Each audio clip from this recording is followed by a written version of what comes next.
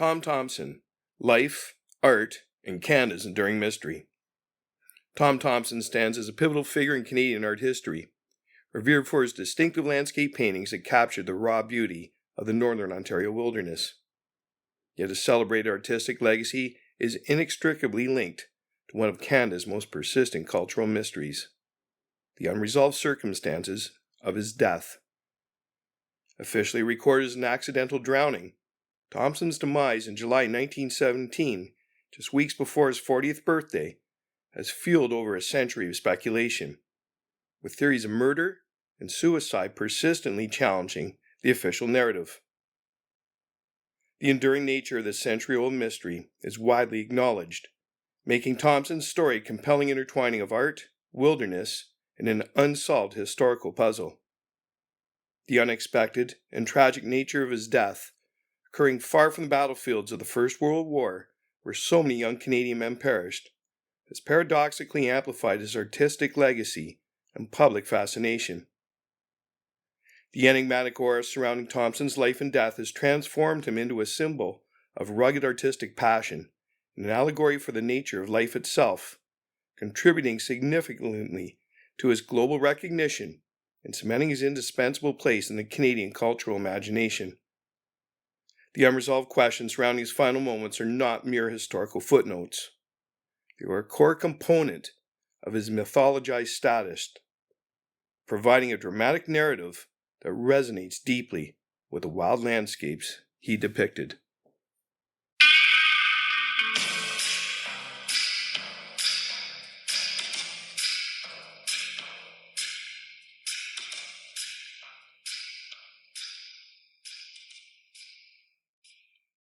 Ontario Cold Cases, Canada's True Crime Podcast. It's gripping True Crime Podcast uncovering unsolved murders, disappearances, and forgotten crimes from Ontario and beyond. Told with deep research, compelling storytelling, and a voice for the victims. Join us today, where every clue could lead to answers, and every case deserves a second look.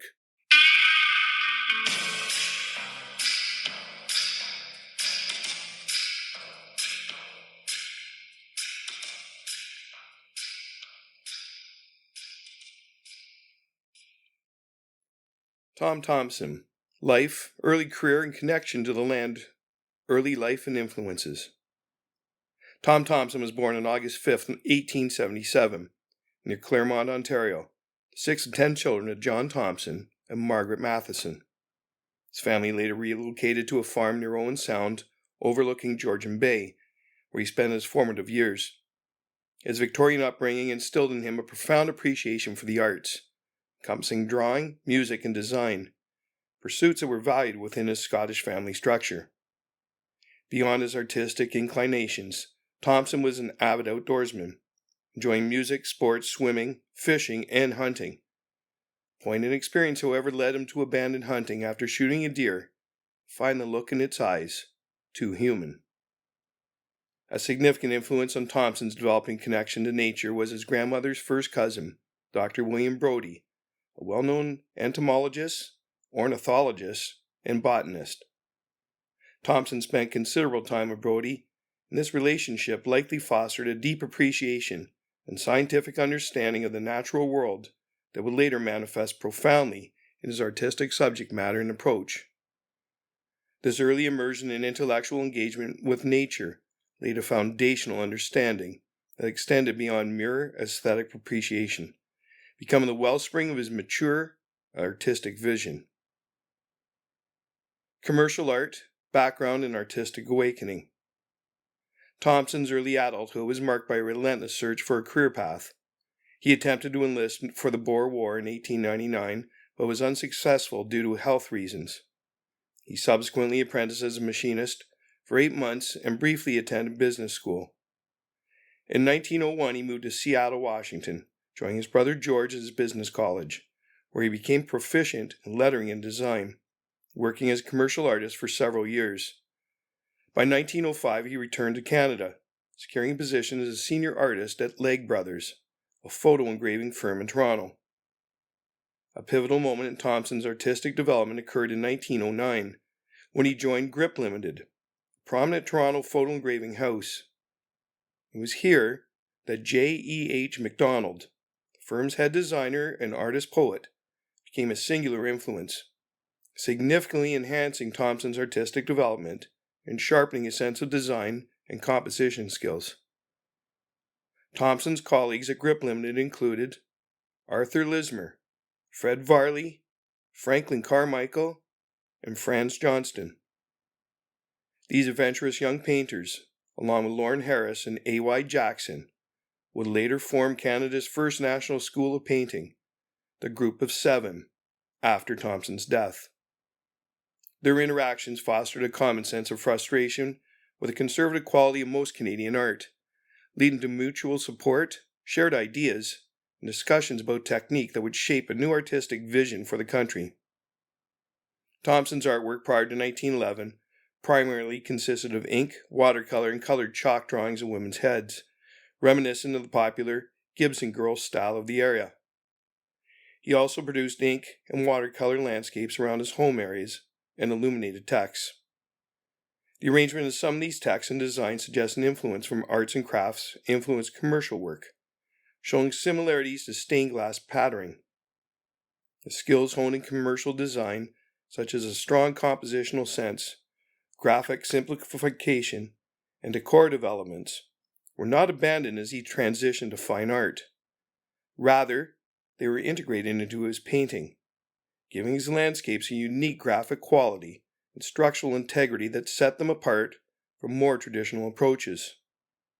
This background directly influenced his distinctive painting style, evident in his later works. Up next, Algonquin Park, a creative sanctuary.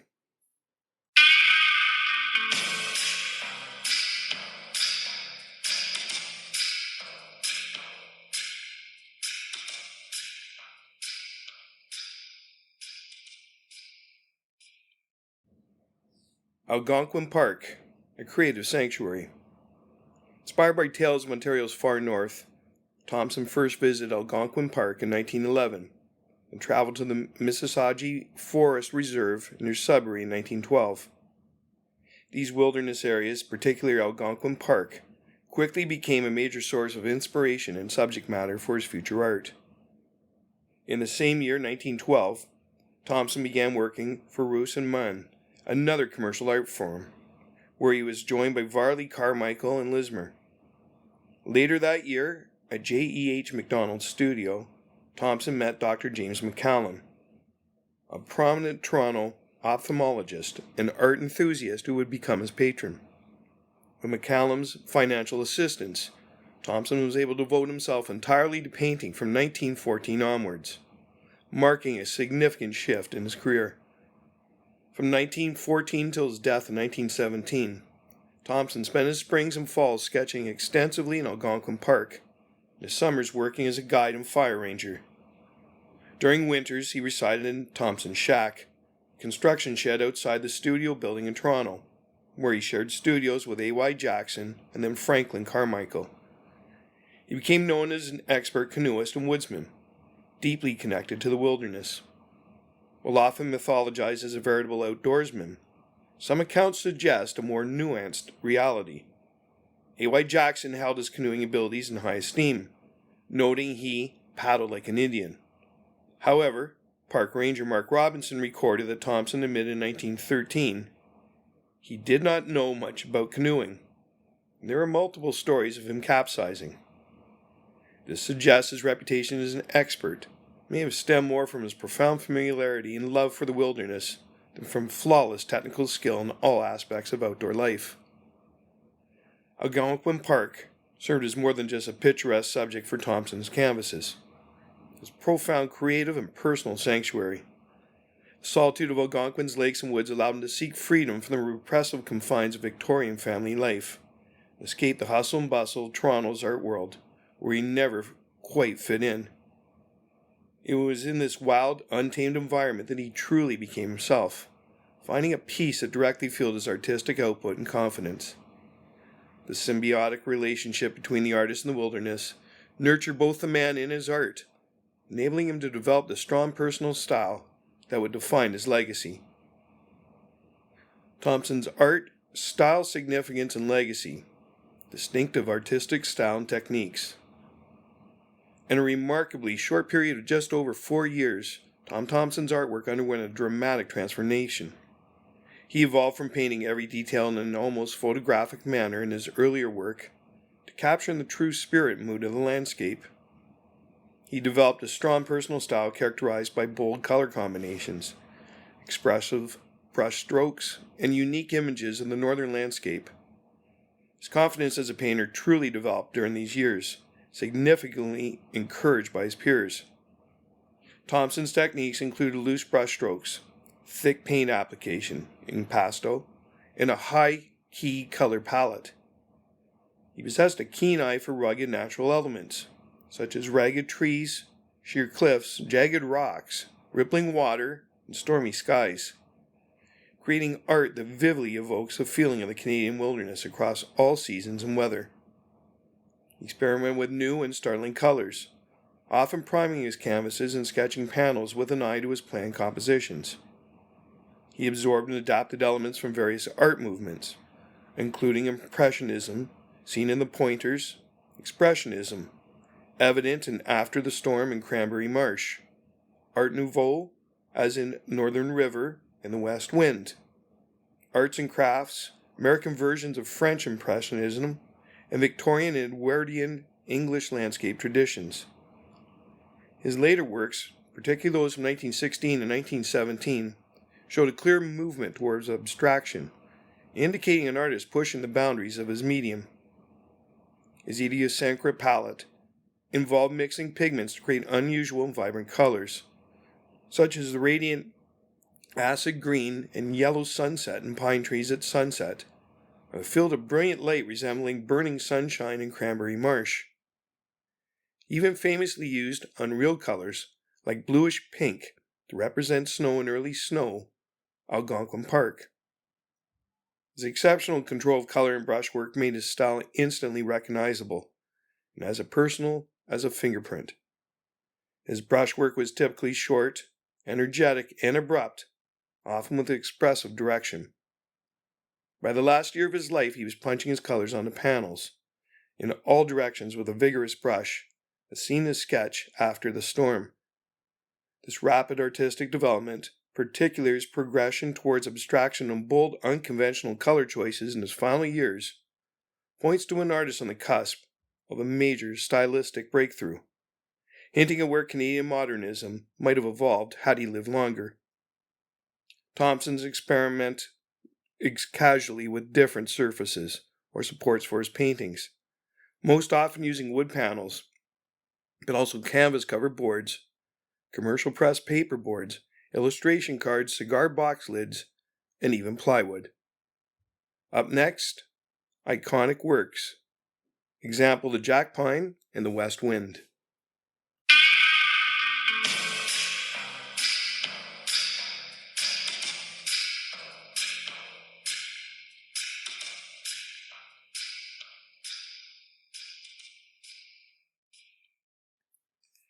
Iconic works.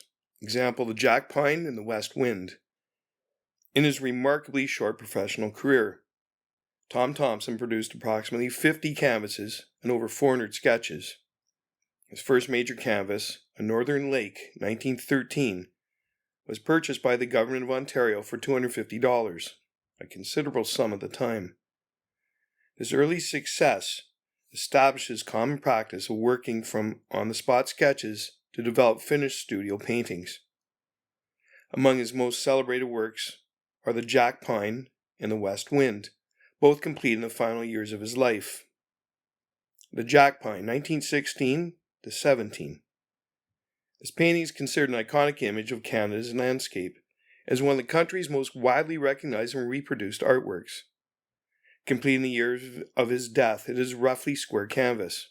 It depicts a stylized, decorative, and abstracted Jack Pine, set against a sunset, characterized by boldly simplified shapes. The composition, influenced by his background and design, creates an almost circular shape from the foreground elements that encompasses the distant focal point, drawing the viewer's eyes through the scene. It has been described as having perfect serenity, in achieving pure poetry in painting. The painting's profound cultural significance is underscored by its feature in a Canadian stamp in 1967. The West Wind, 1916-17. Another iconic image, its central pine trees being described as growing in the national ethos as our one and only tree in a country of trees. It was one of Thomson's final works on canvas, based on an earlier 1916 sketch that he refined for the finished painting. He utilized an undercoat of vermilion that he allowed to show through in various places, leading the work for a feeling of vibration and movement. The pine dominates the composition, without obscuring the view into the distance, successfully functioning as both a specific representation and an abstract design. Its Art Nouveau sensibility is noted in the way the single tree stands silhouetted against water or sky, like a symbol of romantic solitude. While his colleague J.E.H. MacDonald found it faulty and inconsistent, Arthur Lismer, another peer, saw the tree as symbolic of the national character. Art historian David Silcox described it, along with the jack pine, as a visual equivalent of a national anthem. The painting was donated to the Art Gallery of Toronto, now the Art Gallery of Ontario, and featured on Canadian Stamp in 1990. The immediate and lasting iconic status of works like the Jack Pine and the West Wind indicates profound resonance with a burgeoning Canadian national identity. Thomson was working at a time when Canada was striving to establish itself as a standalone nation, breaking from its colonial British roots. His art filled a crucial cultural void by visually articulating a unique sense of place and independence.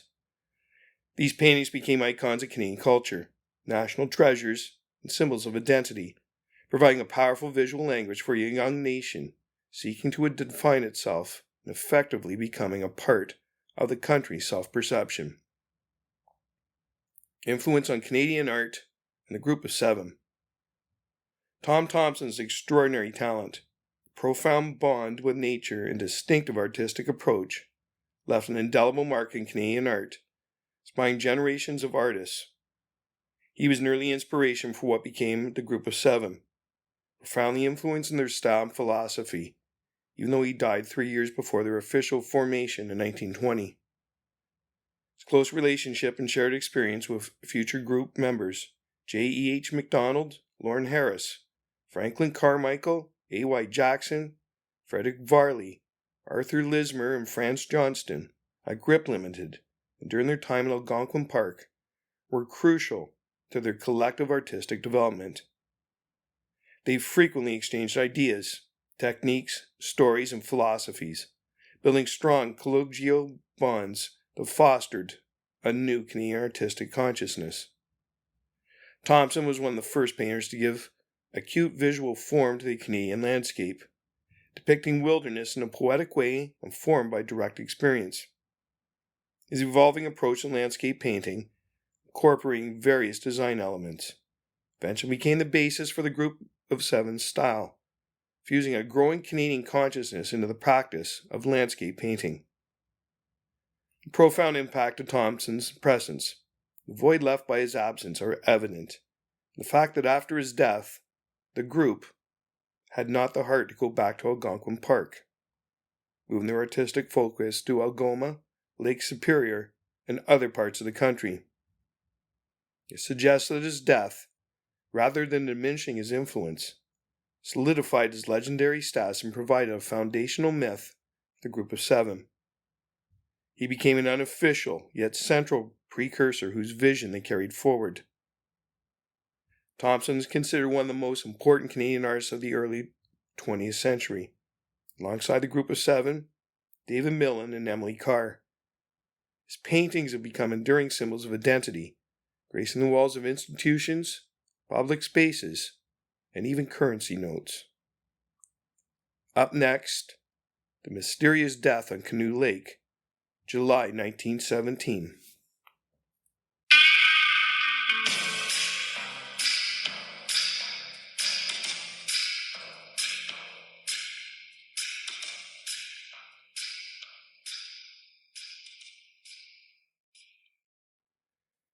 The mysterious death on Canoe Lake, July 1917. Last known movements and disappearance. On the morning of Sunday, July 8, 1917, Tom Thomson was last seen walking to Joe Lake Dam with Shannon Fraser, the owner of Mowat Lodge, where Thomson often spent his nights when camping proved too cold. Park Ranger Mark Robinson noted in his diary that Thomson left Fraser's dock after 12:30 p.m. to go to T Lake Dam or West Lake for a fishing trip, reportedly intending to catch a large trout. Shannon Fraser later claimed to have checked his watch at 12:50 p.m. and Thomson paddled away, making the last time he was seen alive. His upturned canoe was spotted later that afternoon, approximately 3.5 hours after he departed, drifting in Canoe Lake. Reports from that day indicate there was no storm and only slight breeze, conditions that would typically make an accidental capsize less likely.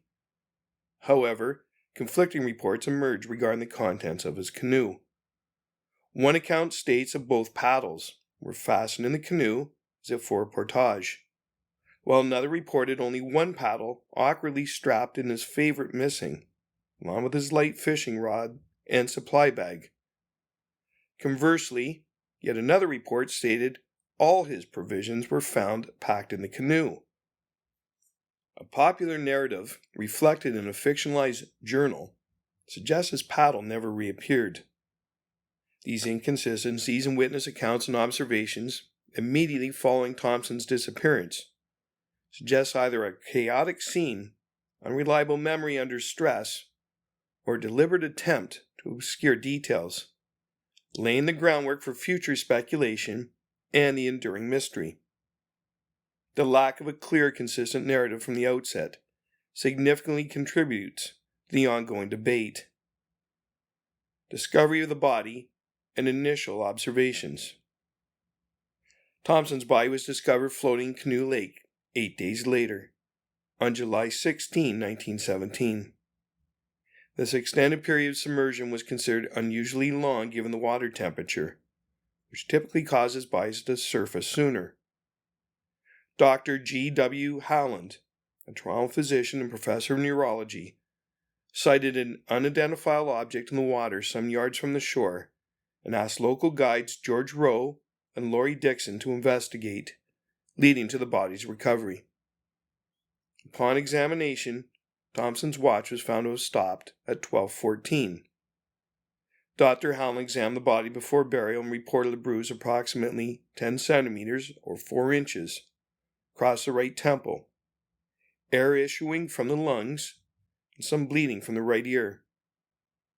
Crucially, Mark Robinson, the park ranger who handled the body, later claimed there was no water in the lungs.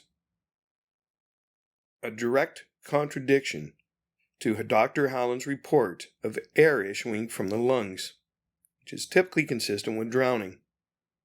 This conflicting information regarding the presence of water in the lungs is a critical factual discrepancy that directly undermines the certainty of the official drowning verdict and fuels alternative theories, serving as a primary point of contention for those who suspect foul play.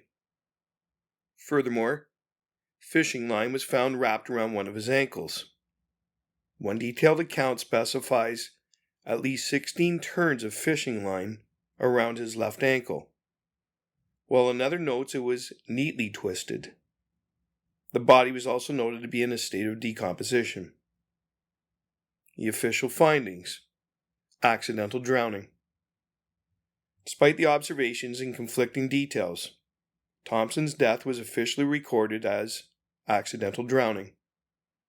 Dr. Goldwyn Howland concluded drowning is a cause of death, and coroner Dr. Arthur E. Ranney supported this finding, stating that the evidence from the other 6 witnesses points that the cause of death was drowning.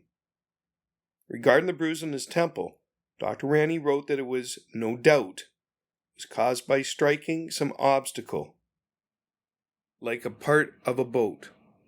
The simplest explanation offered by some is that Thomson stood up in his canoe, lost his balance, hit his forehead on the gunwale, knocked himself out, and subsequently drowned. The swift Official ruling of accidental drowning despite conflicting evidence in the unusual circumstances suggests a desire for quick closure.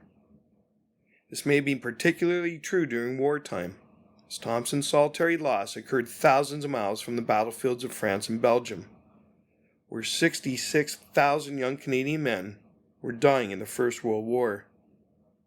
Authorities might have prioritized swift resolution over exhaustive investigation in a remote area, inadvertently fueling a century of speculation.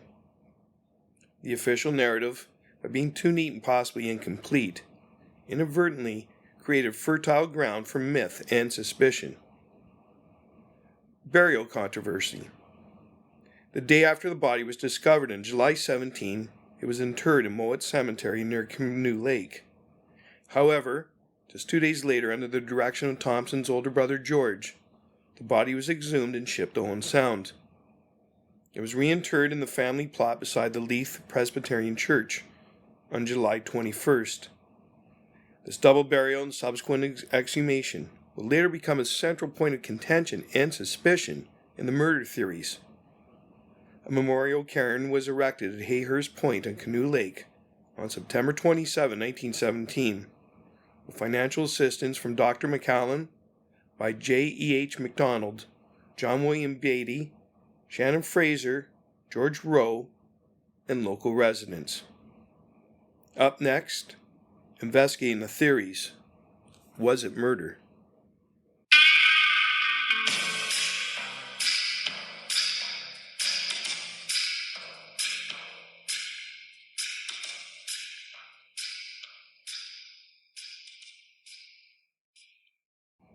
Investigating the theories. Was it murder? Beyond the official accidental drowning, the most popular theories surrounding Thomson's death include murder and suicide. Gregory Clage, author of The Many Deaths of Tom Thomson, observes that most of these theories are based on flimsy evidence or outright speculation. The proliferation of these theories, despite official rulings, reflects a societal need to find a more dramatic or fitting end for an artist whose life and art were so deeply intertwined with the wild, untamed Canadian landscape. The public and cultural imagination may have found the accidental drowning too mundane for a figure of Thomson's stature, leading to the embrace of narratives that align with the mythic figure he became. Murder theories, suspects, and motives. Several individuals have been implicated in murder theories, often based on circumstantial evidence or reported conflicts. Martin Blecher. Some have suggested Thomson was shot by Martin Blecher, a German-American who reportedly argued with Thomson over who would win the war. Blecher, a summer cottager at Canoe Lake, frequently quarreled with Thomson, is heard threatening the artist at a raucous drinking party on the night of July 7th, reportedly saying, "Don't get in my way if you know what's good for you." Notably, Blecher was the one who reported Thomson's overturned canoe on July 10th, and asked a park ranger to drag for Thomson's body. However, the presence of his sister Bessie with him at the time makes collaboration in the murder unlikely, according to some accounts.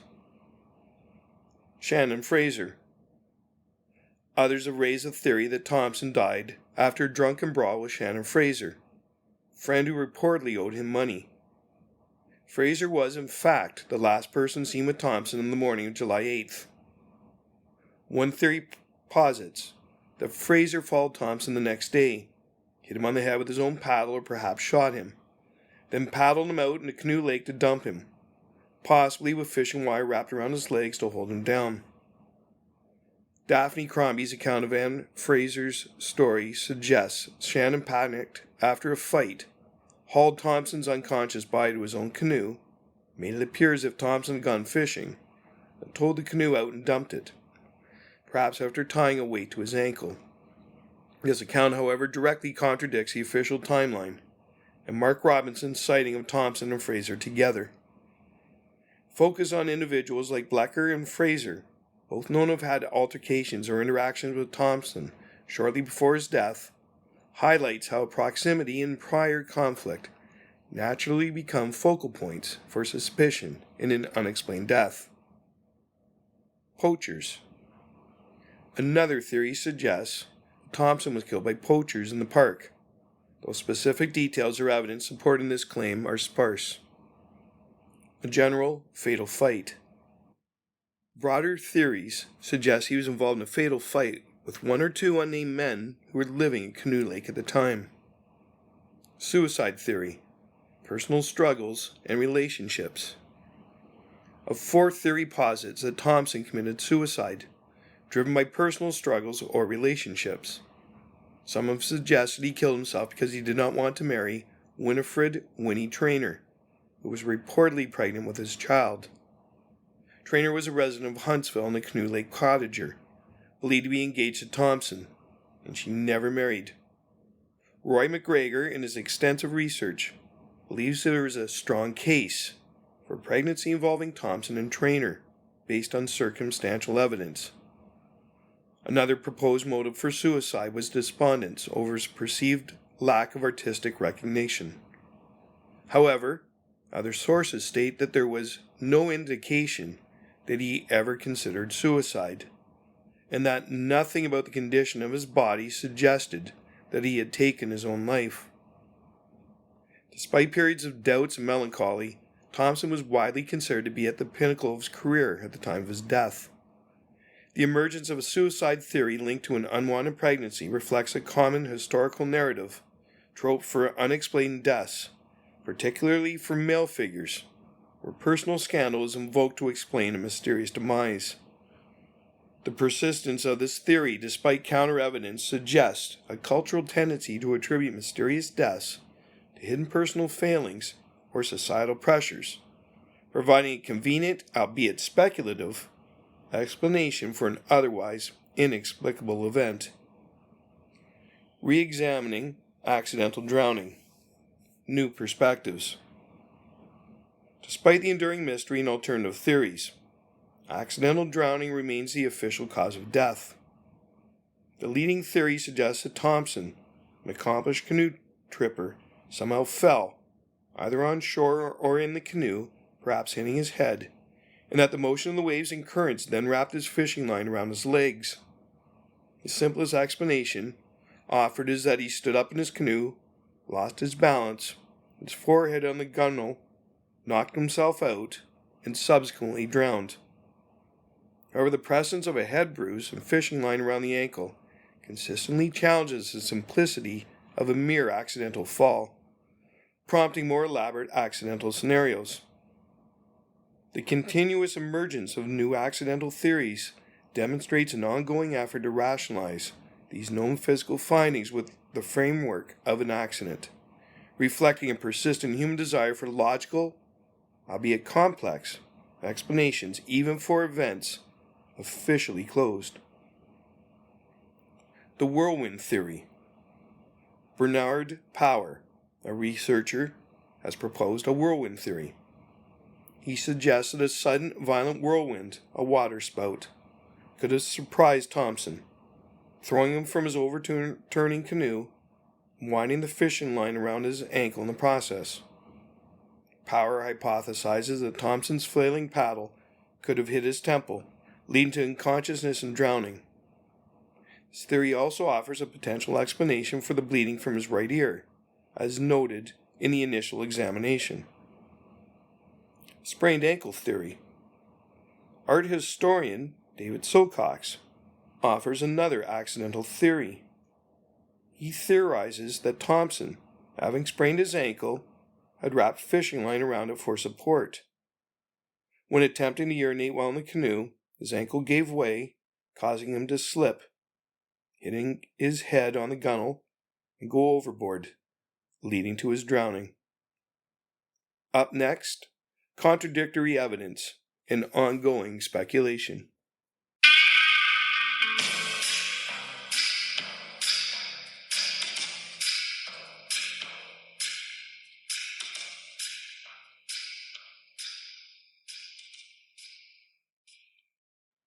Contradictory evidence and ongoing speculation. The circumstances surrounding Tom Thomson's death are further complicated by contradictory evidence and persistent speculation, particularly concerning the location of his remains and the implications of a potential cover-up. The 1956 exhumation and forensic debates. A significant point of contention revolves around the 1956 exhumation at Canoe Lake. Roy McGregor's extensive research, detailed in his book Northern Light, strongly suggests that bones unearthed by anglers at Canoe Lake in 1956 are indeed Thomson's remains. This finding directly contradicts the long-held insistence by the Thomson family that his body was brought back to Leith and buried there after its initial interment at Mowat Cemetery. The 1956 dig, witnessed by an individual named Gibby, revealed a shallow grave where a foot with part of an old woolen sock was found. When police later sifted the grave, they reportedly found not a button, which would suggest Thomson was buried with just a shroud, or rather than clothes, contrasting with the expectation of a typical burial. McGregor's New Science report in Northern Light supports a conclusion that these bones belong to Thomson. This factual discrepancy regarding the burial location, coupled with the unusual details of the 1956 discovery, underpins a broader theory of a deliberate cover-up. The persistent belief in a cover-up, particularly regarding the burial location and the nature of death, suggests a deep-seated distrust of official narratives and a preference for more dramatic, conspiratorial explanations in the face of ambiguity. This narrative provides a more satisfying explanation for the enduring mystery than simple accident or suicide, tapping into a common human inclination to suspect foul play and hidden truths when official accounts seem incomplete or contradictory. Roy McGregor's research and alternative narrative. Roy McGregor, an acclaimed journalist, has dedicated a lifetime to researching and writing about the Thomson story, meticulously examining inconsistencies and mysteries surrounding his death. His book, Northern Light, The Enduring Mystery of Tom Thomson and the Woman Who Loved Him, argues that Thomson was killed, possibly murdered, and quickly buried at Canoe Lake, with a conspiracy involving friends, family, park officers, politicians, and medical officials to conceal the truth.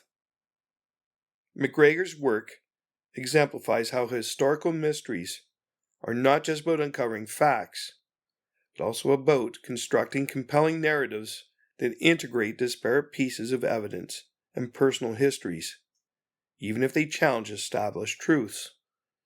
He proposes that Thomson's killing could have been accidental, possibly over money, or more likely to avoid obligations to Winifred Traynor due to a suspected pregnancy. McGregor acknowledges that he can't prove anything, of course, but there's a strong case for that based on the circumstantial evidence regarding the pregnancy. He highlights Thomson's complex character, noting that he made both great friends and enemies in the North Country, enjoyed drinking, solitary canoe trips, and was considered a womanizer. When Thomson's body was found, it appeared he had suffered a blow to the head, and fishing line was neatly twisted around one ankle, details that McGregor integrates into his alternative narrative. This demonstrates a conscious effort to weave a complex, multifaceted story that addresses the emotional and human elements of the mystery, not just the forensic ones, showing that the pursuit of truth in historical mysteries often involves a narrative reconstruction that attempts to make sense of ambiguity. The conclusion? An unresolved chapter in Canadian history. Tom Thomson's death in Canoe Lake in July 1917 remains a deeply enigmatic event in Canadian history. Despite the official ruling of accidental drowning by Dr. Goldwyn Halland and coroner Dr. Arthur E. Ranney, the circumstances surrounding his disappearance and the discovery of his body have fueled over a century of persistent speculation. Conflicting witness accounts regarding his canoe's contents the unusual 8-day period before his body surfaced, and the contradictory reports on the presence of water in his lungs continue to challenge the simplicity of the official verdict. The various theories of murder, involving figures like Martin Bleckert or Shannon Fraser, or even poachers, and a theory of suicide, often linked to a rumored pregnancy with Winifred Traynor, persist despite lacking definitive substantiation. Researchers like Roy McGregor have further complicated the narrative, proposing a deliberate cover-up and presenting evidence from the 1956 exhumation that suggests Thomson's remains may still lie in Algonquin Park, contrary to the family's historical account. Ultimately, the precise circumstances of Tom Thomson's death remain officially unresolved and continue to be debated, ensuring his demise endures as one of Canada's greatest mysteries. This unresolved nature has become an inseparable part of Thomson's iconic status. His art is deeply connected to the rugged, untamed environment and lonesome landscapes of the Canadian North, and he is seen as the archetypical painter who established the idea of the lone Canadian experience of the wilderness. His death in this very wilderness, under mysterious circumstances, creates a powerful parallel. The enduring mystery of his passing mirrors the enduring wilderness and inscrutability of the landscape he painted, reinforcing the idea that nature, even when depicted beautifully, can be unpredictable and unforgiving, and that some of its secrets remain beyond human comprehension. This elevates the personal tragedy to a national allegory, cementing his place not just as a foundational figure in Canadian art, but as a symbol of the wild, untamed spirit of the Canadian North and its enduring enigmas. Because every case deserves answers, and every victim deserves justice. Subscribe now to Ontario Cold Cases, Canada's True Crime Podcast. Episodes available wherever you get your podcasts.